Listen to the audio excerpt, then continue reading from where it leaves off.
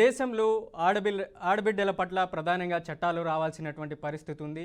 చాలా వరకు ఢిల్లీలో నిర్భయ కేసు, అలాగే తెలంగాణలో జరిగినటువంటి దిశ ఇన్సిడెంట్, అలాగే ఏదైతే ఆయేషా మీరా హత్య కేసు 19 ఏళ్ల తర్వాత క్లోజ్ అయినటువంటి పరిస్థితి ఉంది. అలాగే సుగాలి ప్రీతికి సంబంధించినటువంటి ఏదైతే కర్నూలులో గతంలో జరిగినటువంటి 2017లో ఇన్సిడెంట్, ఇలా మహిళల మీద అత్యాచారాలు జరుగుతూనే ఉన్నాయి. కానీ చట్టాలు మాత్రం ఉన్నప్పటికీ కానీ ఏదైతే ఆ తల్లిదండ్రులకి శ్లోకమే మిగిలిందనుకోవాలి.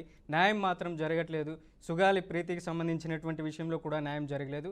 ఈ దేశంలో ఆయేషా మీరా హత్య కేసుకు సంబంధించినటువంటి 3 కేసుల్లో ఒకటి ఆంధ్రప్రదేశ్లో చోటు చేసుకోవడం కూడా సంచలనమైనటువంటి విషయమే. అడ్వకేట్ రజనీ గారి దగ్గరికి వెళ్దాం. రజనీ గారు, ఎట్లాంటి చట్టాలు రావాలి, న్యాయ వ్యవస్థ రావాలి, ప్రజలు కూడా ఆన్ ది స్పాట్ కోరుకుంటున్నారా ఏదైతే శిక్ష పడాలి అనేసి? మనం చూసాం మదన్పల్లి ఇన్సిడెంట్, రాజమండ్రిలో ఇన్సిడెంట్, అత్యాచారం చేసిన వెంటనే నిందితుడు కూడా భయపడి చనిపోయినటువంటి పరిస్థితి ఉంది. ఏంటి, ఎలాంటి చట్టాలు రావాలి?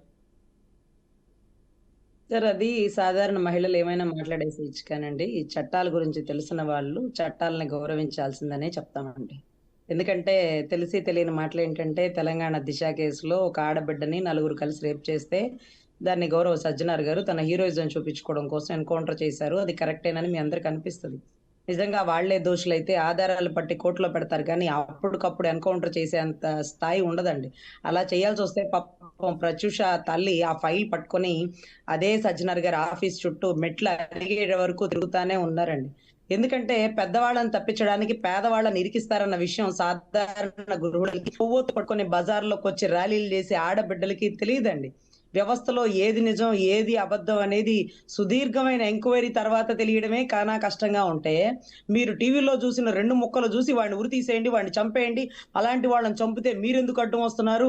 చట్టాలు వెంటనే ఉరి తీయాలంటే మనం భారతదేశంలో ఉన్నాం, గల్ఫ్ కంట్రీలో కాదు. భారతదేశంలో ఉన్నాం. కసబ్ లాంటి తీవ్రవాదిని, అంతమందిని చంపేసిన కసబ్ లాంటి తీవ్రవాదిని కూడా ఉరి తీయడానికి కొంత సమయం పడుతుంది. అది భారతదేశంలో పుట్టినందుకు చచ్చినట్టు ఆ న్యాయ వ్యవస్థను మనం గౌరవించాల్సిందే. ఇకపోతే సుగాలి ప్రీతి తల్లి, ఆ తల్లి ఆవేదన వర్ణాతీతం. ఏదైతే ఇందాక రాజశేఖర రెడ్డి గారి టైంలో జరిగిన ఆయేషా మీరా హత్య కేసుని ఆ టైంలో జరగబట్టి ఇలా జరిగింది అంటే, ఆ టైం తర్వాత ఎన్నో ప్రభుత్వాలు వచ్చినాయి. వారు మంచివారు కాదు, మన మంచితనం ఏమైంది? ఆ తల్లికి మనం న్యాయం చేయాలనుకుంటే వారు వద్దంటారా? వారు కాదంటారా? కాదు కదా. అదే సుగాలి ప్రీతి తల్లి అయితే 2017, 18, 19 అప్పుడే ప్రభుత్వం ఉంది. ఎక్కడికక్కడ సాక్ష్యాలు తారుమారు చేసేసారని ఆ తల్లి తలానూరు బద్దలు కొట్టుకొని బజార్లోకి వచ్చి ర్యాలీలు చేసి కవాతులు చేస్తుంటే, అప్పుడు ప్రభుత్వం అదృష్టం, కవాతులు చేసే అవకాశం ఉన్నా కల్పించి, బజార్లోకి వచ్చి ఫ్లిప్కార్ట్ పట్టుకొని ర్యాలీలు చేసి గట్టిగా గర్జించే అవకాశం ఉన్నా కల్పించింది అప్పటి ప్రభుత్వం. ఇప్పుడు ప్రభుత్వం అయితే ఆ తల్లి వాకిట్లోకి వచ్చి నుంచుంటే కూడా కేసులు కట్టేసి, ఈ ప్రభుత్వం వచ్చిన 20 నెలల్లో 4 ఇళ్లు మారిందంట ఆ తల్లి ఆవేదన వర్ణనాతీతం. 4 ఇళ్లు మారారండి. అసలు ఎక్కడ బయటికి కూడా రానివ్వట్లేదండి. అంటే నిరసన అనేది వారి హక్కులాగా గత ప్రభుత్వంలో మేమే స్వయంగా చూసినామండి. పవన్ కళ్యాణ్ గారు గొప్ప ర్యాలీలు చేసినారు, మైక్ లో స్పీచ్లు ఇచ్చినారు, కవాతులు చేసినారు. అప్పుడు ఆ ప్రభుత్వం అవకాశం ఇచ్చింది ఆ మాదిరిగా ర్యాలీలు చేసుకోవడానికి. కనీసం ఈ ప్రభుత్వం నాయకులు ఎవరు రారులేండి అమ్మాయి దగ్గరికి. నాయకులు ఎవరు వచ్చి మా బోటోళ్ళు ఎవరు సాయం చేసే పరిస్థితి లేదు అక్కడ. కనీసం ఆ తల్లన్న ఆవేదనగా బయటికి వెళ్ళడానికి కూడా లేని పరిస్థితి నడుస్తుంది అక్కడ. ఇవాళ రోజు ఆ డెడ్ బాడీకి సంబంధించిన ఎముకలు ఇక్కడి నుంచి ఇక్కడికి తీసుకెళ్ళడానికి కూడా పర్మిషన్ ఇవ్వకపోతే, అంబేద్కర్ బొమ్మ వరకు తీసుకెళ్ళండి, ఎవరు అడ్డం వస్తారో రండి అంటూ అంబేద్కర్ బొమ్మ వరకు నడిపించుకుంటూ ఆ తల్లిని తీసుకెళ్లిన దాంట్లో ప్రధాన పాత్ర నాది ఉందండి. ఎవరు ఆపుతారో ఆఖరి అంతిమ యాత్ర. దీనికి కూడానా తప్పు కదా. మన మహిళలు, మనకు ఒక పిల్లలు. సో రూల్స్ అండ్ రెగ్యులేషన్స్ మనంతటా మనం పెట్టేసుకుంటే అయిపోదండి. రూల్స్ అండ్ రెగ్యులేషన్స్ చట్టాన్ని చచ్చినట్టు గౌరవించాలా, కానీ దాన్ని ఇంప్లిమెంట్ చేయగలిగే వాళ్ళు ఉండాలా. మీరు చట్టాలు తీసుకొచ్చేస్తే అయిపోదు, దాన్ని ఇంప్లిమెంట్ చేయాలా. పెద్దోడికి ఒక న్యాయం, పేదోడికి ఒక న్యాయం. సుగాలి ప్రీతి తల్లి దాంట్లో పెద్ద వాళ్ళు ఉన్నారని అప్పట్లో మనమే గర్జించాం. ఇప్పట్లో ఆ పెద్దవాళ్ళని కదిలించకుండా అది కోర్టులో నలుగుతుందంటే, కోర్టులో సిబిఐలో కల్తీ లడ్డు కేసు ఉన్నా సరే మనం ప్రత్యేక కమిటీ ఎలా వేసుకున్నాం, అలాగ కూడా దీంట్లో మనం కమిటీ వేసుకోవచ్చు. మనం కమిటీ వేసుకుని అప్పుడు జరిగిందేంటో 5 మెన్ కమిటీ ఆధారాలు మళ్ళీ వెలికి తీసి మళ్ళీ ఆ కేసుని అదే ఇదిదే ఇన్వెస్టిగేషన్ చేసేయచ్చు. కానీ చెయ్యం, ఎందుకంటే అక్కడ పెద్దవాళ్ళు ఉంటారు. ఇది ఈ ప్రభుత్వం తప్పనను, గత ప్రభుత్వం తప్పననండి. ఏ ప్రభుత్వాలైనా అలాగే ఉన్నాయి. ఆడబిడ్డల పట్ల చిత్తశుద్ధి లేకుండా పోయింది ఒక పిల్లేగా, మిగతా ప్రభుత్వం అంతా బాగలేదా? ఒక ఆడబిడ్డ కోసం ప్రభుత్వాన్ని రోడ్డుకు లాగేస్తారా అంటే, ఒక ఆడబిడ్డ కోసమే ముఖ్యమంత్రి పదవి నుంచి రాజీనామా చేసి మళ్ళీ జనాల్లోకి వెళ్ళి ఎన్నికల్లోకి వెళ్ళాడు. శేఖర్ కమ్ముల సినిమాలో లీడర్ సినిమా సో చట్టాలు, నిర్భయ చట్టాలు వచ్చినా లేకపోతే దిశ చట్టాలు వచ్చినా ఇంప్లిమెంట్ చేయగలిగిన సత్తా ఉన్నప్పుడే ఆ చట్టాలండి. లేకపోతే ఫోక్సో యాక్ట్ వచ్చింది, చక్కగా మైనర్ బిడ్డ మీద అఘాయిత్యం చేసిన వాడికి 60 రోజుల వరకు బెయిల్ రాదు, లేకపోతే ఇంకోటి చట్టాలు బలంగా ఉంటే. కానీ ఇంప్లిమెంట్ చేసింది ఎక్కడ? కొన్ని చోట్ల జరుగుతున్నాయి, కొన్ని చోట్ల జరగట్లేదు. దయచేసి టీవీల్లో చూసిన ఈ కాస్త క్లిప్పింగ్‌ని పట్టుకొని మనం మాట్లాడుకోం.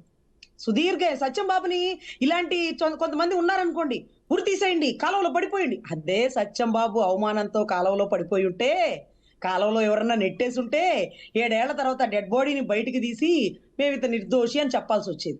సత్యం బాబుని ఎవరు నెట్టలేదు, సత్యం బాబు దూకలేదు అవమానంతో. ఎందుకంటే నేను తప్పు చేయలేదు, ఎవరో ఒకరు కాపాడుతారు, ధర్మాన్ని కాపాడితే ధర్మమే కాపాడిద్ది అన్నట్టుగా ఎదురు చూసినాడు. నేనేం చెప్తున్నానంటే, నీళ్ళలో దూకడం బానే ఉంది, వాళ్ళని మేము సపోర్ట్ చేస్తాం.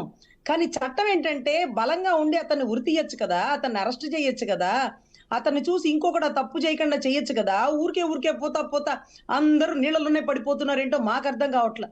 సరే పడితే పడిపోయారు, ఆడబిడ్డల పట్ల అమానుషంగా ప్రవర్తించిన వాళ్ళు అలా పడిపోవాలి, దాన్ని మీరెవరు సమర్థించకూడదంటే మేము కూడా సమర్థించాం. కానీ చట్టాలే ఉన్నాయి కదా, అరెస్ట్ చేసేసి లేకపోతే కస్టడీలోకి తీసుకొని బెయిల్ రాకుండా చేయొచ్చు కదా.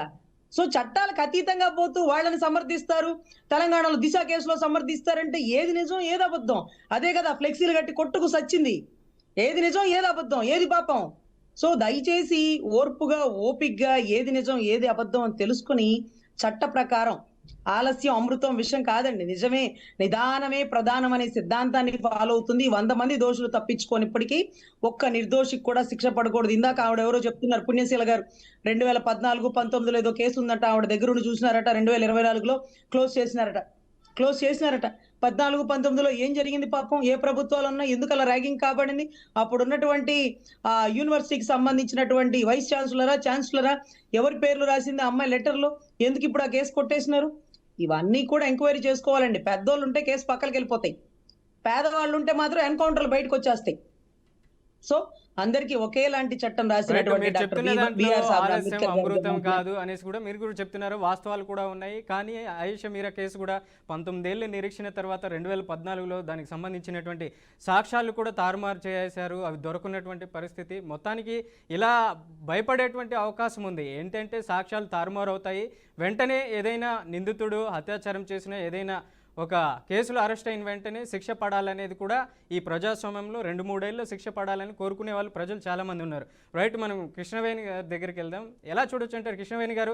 2017, 18, 19లో మీ నాయకుడు కూడా జనసేన అధినేత పవన్ కళ్యాణ్ చెప్పారు, మేము అధికారంలోకి రాగానే సుగాలి ప్రీతికి సంబంధించినటువంటి మొదటి సంతకం ఫైల్ మీద చేస్తామన్నారు. మరి ఇవాల్టి వరకు చేశారా ఫైల్ మీద సంతకం?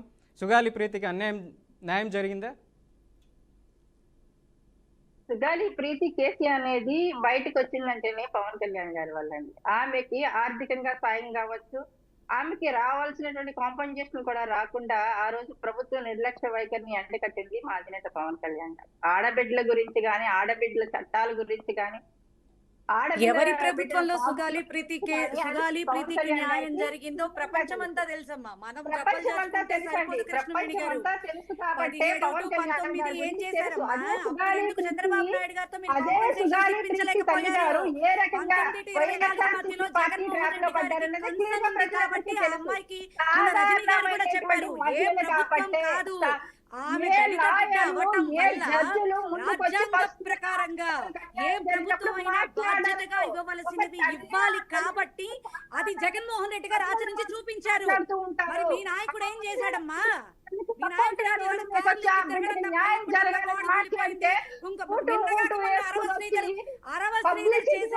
అన్యాయానికి అసలు ఆ పిల్లకి ఇప్పటి వరకు మీరు ఏం న్యాయం చేశారమ్మా?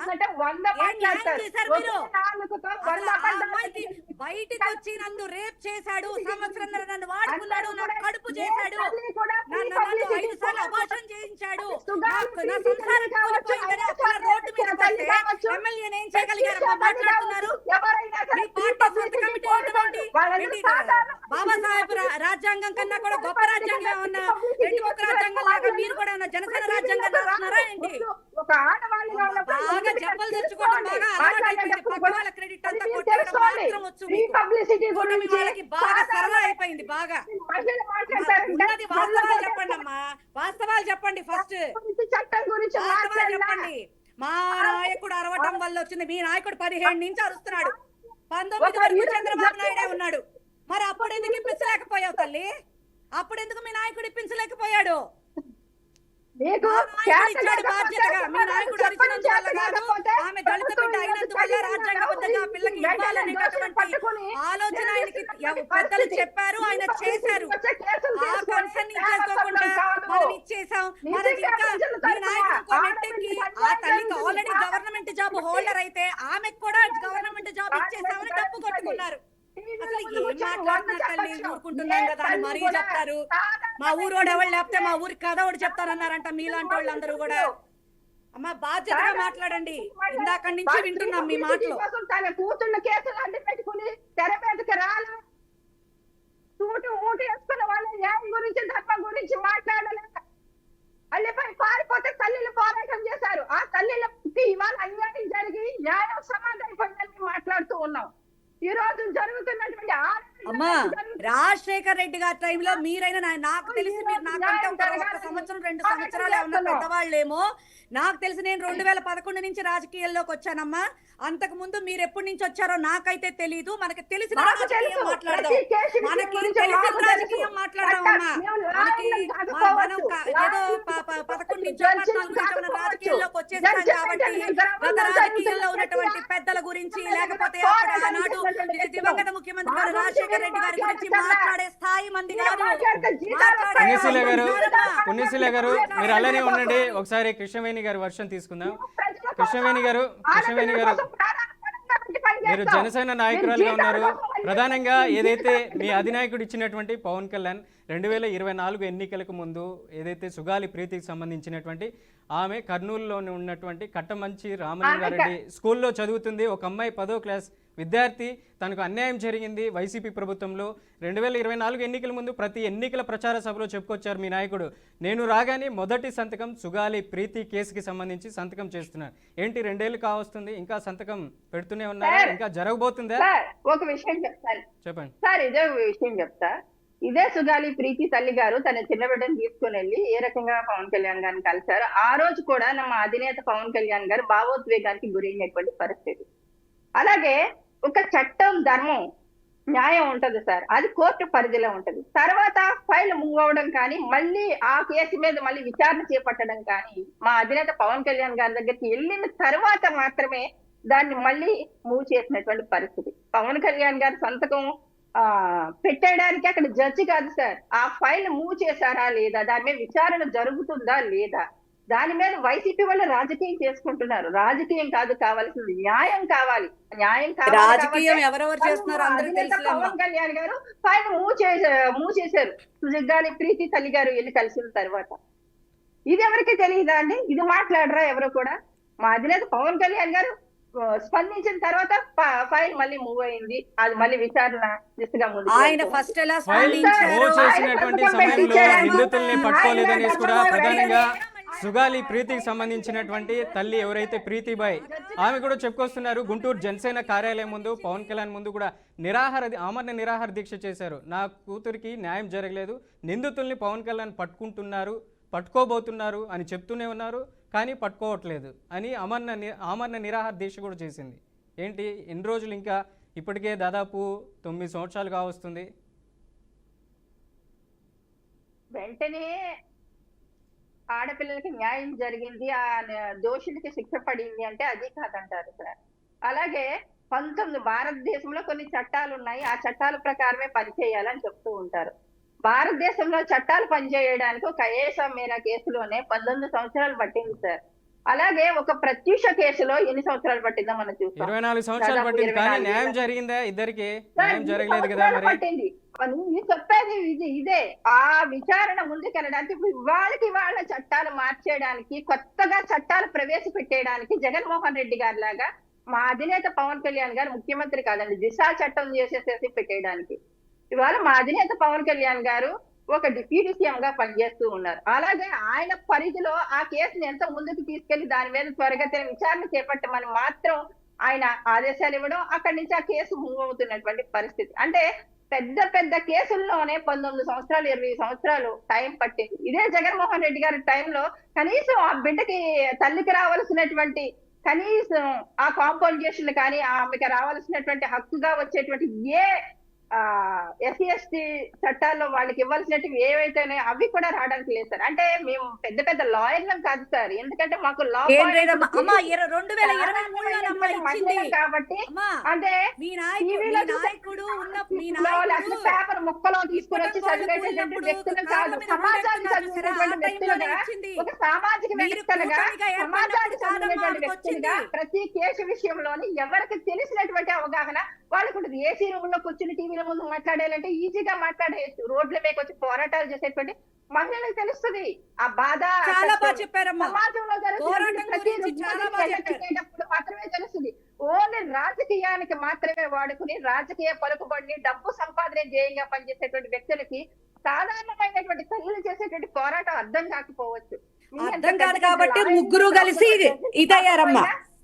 ఆడబిడ్డకి న్యాయం జరగాలి అని రాజకీయం గురించి మీరే కృష్ణవేణి గారు మీరు అలాగే ఉండండి, లైన్ లో ఉండండి. పుణ్యశీల గారు మీరు చెప్పండి, ఏంటి 2024లో 19 నుంచి 24 వరకు 5 ఏళ్ల పాటు జగన్మోహన్ రెడ్డి సీఎం దిశ చట్టాన్ని తీసుకొని వచ్చారు. ఏదైతే నిందితుల్లో పట్టుకుంటాం అతి త్వరలోనే, ఎవరైనా అత్యాచారం చేయాలంటేనే భయపడాలనేసి కూడా జగన్మోహన్ రెడ్డి చట్టాలు తీసుకొచ్చారు. ఏంటి, ఎంతవరకు న్యాయం జరిగింది అప్పుడు ప్రభుత్వం, గతంలో ఉన్నటువంటి ప్రభుత్వానికి ఏం చెప్తారు? సార్, మా ప్రభుత్వానికి ఇప్పటి కూటమి ప్రభుత్వానికి నక్కకి నాగలోకానికి ఉన్నంత తేడా ఉంది. ఆవిడ చెప్పుకున్నంత మాత్రాన నిజాలు అబద్ధాలు అయితే మాత్రం అయిపోవు సార్. ఖచ్చితంగా చెప్తున్నా, నిజంగా ఆ పిల్ల ఎవరైతే సుగాలి ప్రీతి అనేటటువంటి పాపకి ఆవిడ బేసికల్ గా దళిత బిడ్డ కాబట్టి రాజ్యాంగబద్ధంగా ఆ బిడ్డకి రావలసినవన్నీ ఏవైతే ఉన్నాయో అవన్నీ కూడా బాధ్యతగా జగన్మోహన్ రెడ్డి గారు మాత్రమే ఇచ్చి న్యాయం చేశారు. ఇందులో మీ నాయకుడి ఒకవేళ నిజంగా మీ నాయకుడి వల్ల జరుగుతుంది 19 లోపల జరగాలమ్మా. 17 to 17 జరిగితే 19 జగన్మోహన్ రెడ్డి గారు అధికారంలోకి వచ్చేంత వరకు ఏం కూర్చున్నారు తల్లి, రాజకీయం అనేది మీరు. ఎందుకంటే 14 ఏళ్ళు పార్టీ పెట్టిన తర్వాత మరి ఒక్కసారి కూడా ఎమ్మెల్యే అవ్వకపోతే లైఫ్ కి అర్థం ఉండదు అని చెప్పని కృష్ణవేణి గారు మీ వర్షన్ చెప్పారు కదా, ఒకసారి మీరు మాట్లాడేది వ్యూవర్స్ కి ఎవరికి అర్థం కాదు. పుణ్యశీల గారు మాట్లాడండి, మీరు మాట్లాడండి. నీ పార్టీ నేను భుజాన వేసుకుంటా, నీ పార్టీ నేను నిలబెడతా అని చెప్పని కార్యకర్తల్ని తొంగలోకి తొక్కి లాంటి వాళ్ళని బయటికి తోసేసి ఇష్టారాజ్యంగా బిహేవ్ చేసి తను మాత్రమే చేస్తున్నది రాజకీయం అని గుర్తుపెట్టుకోండి. ఈ ఆంధ్ర రాష్ట్రంలో ఆడపిల్లలకి న్యాయం చేసిన, పోలీసు వ్యవస్థని పటిష్టం చేసి ముందుకు నడిపించిన అది జగన్మోహన్ రెడ్డి గారు మాత్రమే చేశారు. రైట్ కృష్ణవేణి గారు, రజనీ గారు మీరు అలాగే ఉండండి, లైవ్ లో ఉండండి.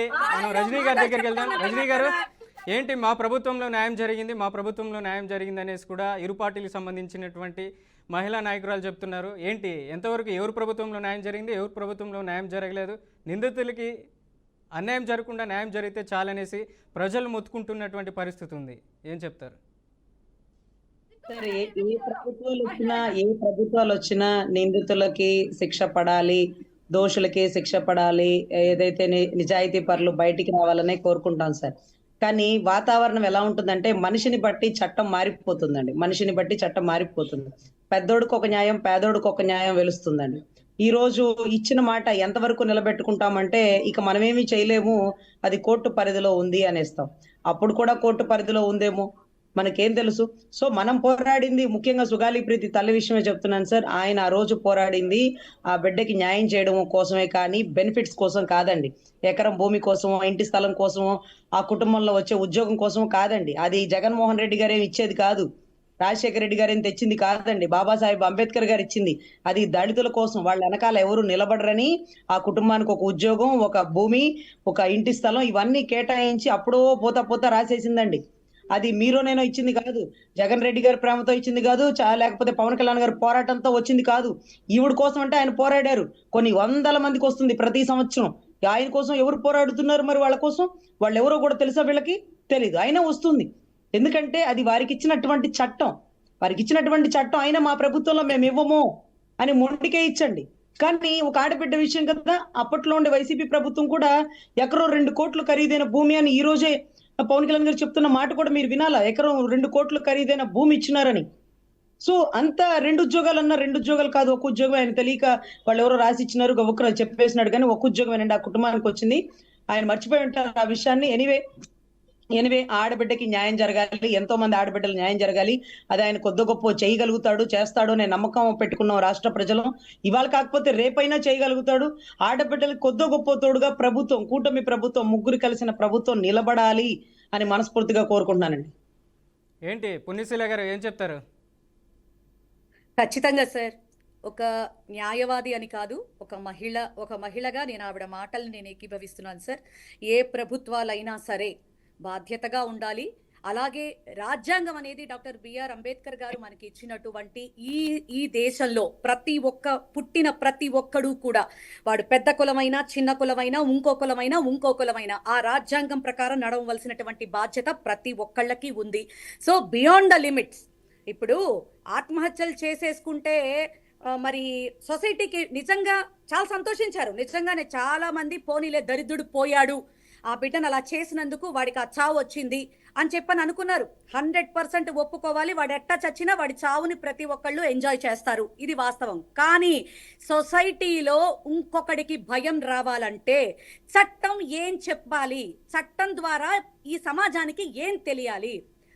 టైం తక్కువ పీరియడ్ తీసుకొని ఇమీడియట్లీగా, ఎందుకంటే సార్ సత్యం బాబులాగా ఎవరు అవ్వకుండా ఉండాలి అంటే ఇమ్మీడియట్లీగా చట్టాలు అనేవి పరిగెత్తటం అలవాటు చేసుకోవాలి సార్. ఖచ్చితంగా నెల రోజుల్లోపే ఒక టైం పీరియడ్ అనేది పెట్టుకొని ఎంత పెద్ద కేసునైనా సరే నెల రోజుల్లోపే దాన్ని ఛేదించి ఖచ్చితంగా ఎవరు దోషి ఎవరు నిర్దోషి అనేది చూసి ఖచ్చితంగా ఆడపిల్లకి న్యాయం జరిగే విధంగా చట్టాలు పొందుపరచబడాలి అనేది మాత్రం నా అభిప్రాయం సార్. ఫైనల్ కన్క్లూడ్ మీరేం చెప్తారు సార్? ఎప్పుడు కూడా మహిళగా కోరుకునేది ఒకటే కోరుకుంటాం, ఆడబిడ్డలకి రక్షణ కల్పించాలి. అలాగే ఎక్కడైనా ఆడబిడ్డకి అన్యాయం జరిగిందంటే వెంటనే అది పార్టీలనో కూటమి ప్రభుత్వం అనో వేరే పార్టీలనో కాదు సార్, కానీ ఆ బిడ్డకి వెంటనే న్యాయం జరగాలి. ఇలాంటి అయేషా మీరా తల్లి లాంటి వ్యక్తులు మానసిక మనోవేదనతో వాళ్ళు కృంగిపోయేటువంటి పరిస్థితులు కాక వాళ్ళ జీవితాన్ని అంతా కూడా కోర్టులు చుట్టూరు తిరగడానికే ఒక లాయర్ గానో లేకపోతే ఒక డాక్టర్ గానో ఆ ఆధారాలు కూడా ఆ తల్లులే సేకరించుకొని ప్రతి విషయాన్ని కూడా బయటికి వాళ్ళు చెప్పుకునే విధంగా కాకుండా పూర్తిగా ఉన్నోడికొకలాగా లేనోడికొకలాగా కాకుండా అందరికీ కూడా ఎవరు తప్పు చేసినా సరే కానీ తల తీసేటువంటి చట్టాలు రావాలని కోరుకునేటువంటి ఒక సామాజికవేత్తగా అయితే మాత్రం నేను ఎప్పుడు కోరుకుంటాను. అలాగే ఇలాంటి న్యాయానికి సమాధు చేసేటువంటి ఇలాంటి విషయాల్లో మాత్రం అధికారులు కావచ్చు, కొంతమంది అడ్వకేట్స్ కావచ్చు, నిజంగా న్యాయ వ్యవస్థ బతికుందా లేదా అనేటువంటి 1-2 కేసుల విషయంలో ఏదన్నా అక్కడ విజయం సాధిస్తే సోషల్ మీడియా అంతా సరే హల్చల్ అయిపోతుంది సార్. కానీ ఈ రోజు అయేషా మీరా కేసు విషయంలో న్యాయం సమాధైపోయిందంటే ప్రతి ఒక్కరూ కూడా నెటిజన్స్ దగ్గర నుంచి ఇంట్లో కూర్చున్నటువంటి తల్లిదండ్రుల వరకు కూడా భావోద్వేగానికి గురైనటువంటి పరిస్థితి. అంటే ఈ కేసులను ఇలాగే క్లోజ్ చేసేయకుండా, ఆధారాలు తుడిచేయకుండా ఆడబిడ్డలకు అన్యాయం జరిగినప్పుడు మాత్రం ఖచ్చితంగా పార్టీలు కాదు కావాల్సింది, ఇక్కడ భాషా భేదాలు కాదు, కుల మతాలు కాదు, కుల రాజకీయాలు కాదు కావాల్సింది. ఎవరికైనా తల తీసేటువంటి ఆడబిడ్డల మీద అఘాయిత్యం చేసిన ఎవరికైనా సరే తల తీసే చట్టం వచ్చినప్పుడు నిజంగా ఆడబిడ్డలుగా భారతదేశంలో పుట్టినందుకు మాత్రం చాలా గర్వపడతాం సార్. రైట్. చర్చలో పాల్గొన్న కృష్ణవేణి గారికి అలాగే పుణ్యశీల గారికి, రజనీ గారికి ధన్యవాదాలు. Thank you so much. Right. Ayesha Meera హత్య కేసుకు సంబంధించినటువంటి విషయంలో 19 ఏళ్ల తర్వాత ఆ తల్లికి నిరీక్షణ లభించింది, న్యాయం జరగలేదు. ఆ తల్లికి సంబంధించినటువంటి ఏదైతే అయేషా మీరాకు సంబంధించినటువంటి అవశేషాలు మాత్రమే లభించాయి. ఇవాళ అవశేషాలతో పాటు ఆ న్యాయం కూడా సమాధి అయినటువంటి పరిస్థితి ఉంది. రాబోయే రోజుల్లో కఠినమైనటువంటి చట్టాలు రావాలి. చట్టాలు వచ్చినా కూడా నిందితులకి త్వరితగతిన శిక్ష పడాలనేది కూడా అన్ని పార్టీలకు సంబంధించినటువంటి మహిళా నాయకులు కోరుకుంటున్నారు. ఇది ఇవాల్టి స్పెషల్ డిస్కషన్. మరో డిస్కషన్లో మళ్ళీ కలుద్దాం. చూస్తూనే ఉండండి BRK న్యూస్.